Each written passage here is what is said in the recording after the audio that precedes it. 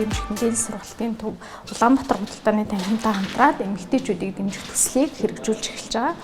За энэ төсөл маань 2021 онд дүүргийн засаг даргатай Улаанбаатар худалдааны танхим хамтын ажиллагааны гэрээ байгуулсан энэ гэрээний хүрээнд хэрэгжиж байгаа төсөл байгаа. За манай дүүрэг бол 3500 гаруй үйлдвэр эрхлэгчтэй үүний одоо бараг 64% нь эмэгтэйчүүд үйл ажиллагаа явуулдаг. Тийм учраас бид нэр яалтчгүй эмэгтэй бизнес эрхлэгчдийг дэмжих шаардлага 100 ёсоор гарч иж байгаа. За тэгээд үйлдвэр эрхлэгчдийн дунд судалгаа явуулж үзэхэд үйлдвэр эрхлэгчдэд тулгамдж байгаа гол асуудал нь бол бүтээгдэхүүн хөгжүүлэлт менторын үйлчилгээ дутагдж байна гэсэн ийм судалгаа гарсан. Энэ судалгааны үр дүнд бид нар Улаанбаатар худалдааны танхимтай 22 оноос эхлээд эмэгтэй бизнес эрхлэгчдийг дэмжих эхний төсөл маань хэрэгжиж эхэлж байгаа. За үйлдвэр эрхлэгчдийг бид нар хөгжүүлээд бараа бүтээгдэхүүнийг хөгжүүлээ шаардлагатай одоо сургалт зөвлөгөө мэдээллээр хангаж ажиллахаас гадна одоо мөн борлуулалтыг дэмжиж ажиллах юм төсөл байна.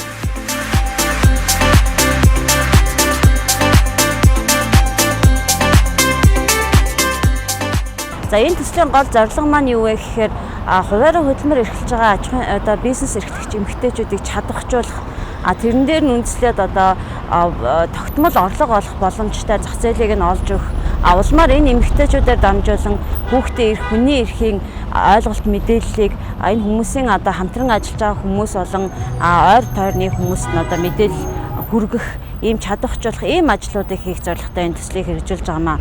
За одоогийн байдлаар бол манай төсөлд бол 20 гаруй эмэгтэйчүүд одоо хамрагдаж байна. Одоо эхний ээлжинд бол бид нар чадваржуулах ажлаа хийгээд бүтээгдэхүүн хөгжүүлэлтийг нь сайжруулах, энэ дээр нь зөвлөгөө өгөх энэ ажлуудыг хийсний дараа бид нар Монголын одоо томоохон худалдан авагч компаниудтай холбож өгөх, энэ хүмүүстэй гэрээ байгуулах энэ ажлуудыг зуучилж өгөх ажлуудыг хийнэ.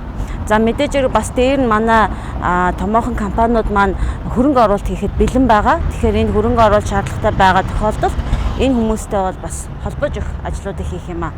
За хажуугаар нь мэдээж хүний эрхийн ойлголтод хүүхдийн эрхийг хамгаалах, хүч хэрхийллээс хамгаалах энэ эрх зүйн чиглэлийн сургалтуудыг бас энэ хүмүүстэй орж энэ чиглэлийн мэдлэг мэдээллийг бас түгээх энэ ажлуудыг зэрэг давхар хийгээд явнаа.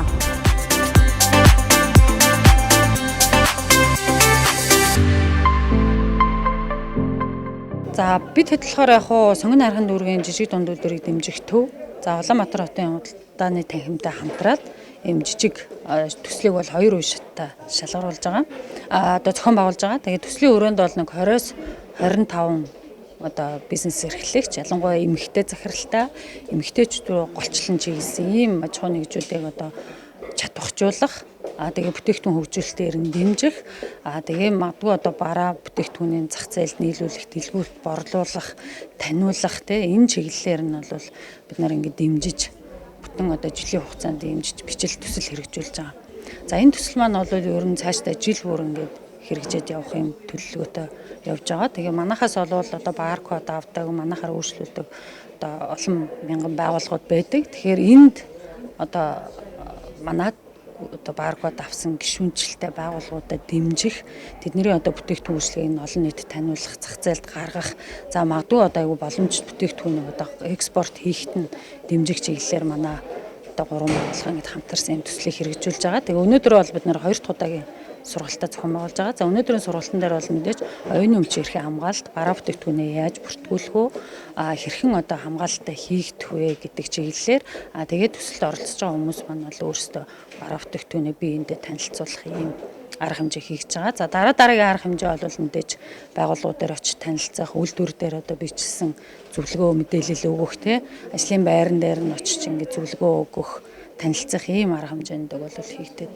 явахаар байгаа. Одоо намайг Солонгоо гэдэг өндөр тэгт компаниг үүсгэн байгуулад одоо ажиллаж байна. Махан дээр 20 гаруй жил ажиллаж хөдөлмөрлөж байна. Ангилсан махны бизнес эрхэлдэг.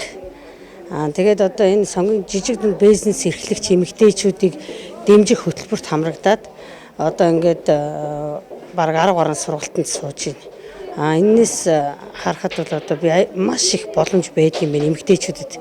Хөгжих надад одоо өөрөөсөө хөгжүүлэх Тэгээд дээр нь цаашдаа ажиллаж байгаа ажилчдаа хөгжүүлэх ингээд бизнесээ тэлэх төр засаг маань ингэж сайхан дэмжиж тусалдгийм байх гэдгийг одоо энэ сургалтуудаараа айгуу сайн мэдэрч энэ өдрийн сайхан хүмүүстэйгээ уулзаад яриад энэ чөхрөд боломжуудаа хараад сууж байгаадаа баяртай байна.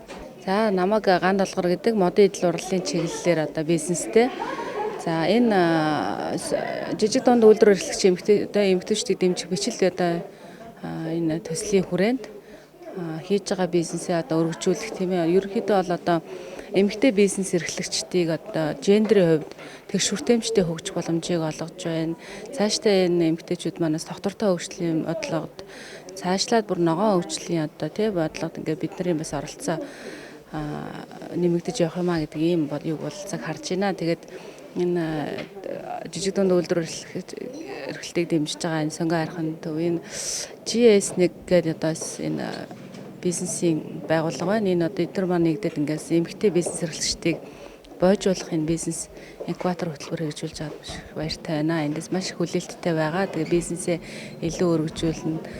Ялангуяа энэ хийж байгаа бид нар бол үндэсний өв соёлоо одоо түгээн дэлгэрүүлж тийм ээ дамжуулж байгаа. Одоо энийг бол улам сайн одоо цаашаа ард түмэндээ хүргэх, цаашлаад экспорт марах ийм том зорилготой байна.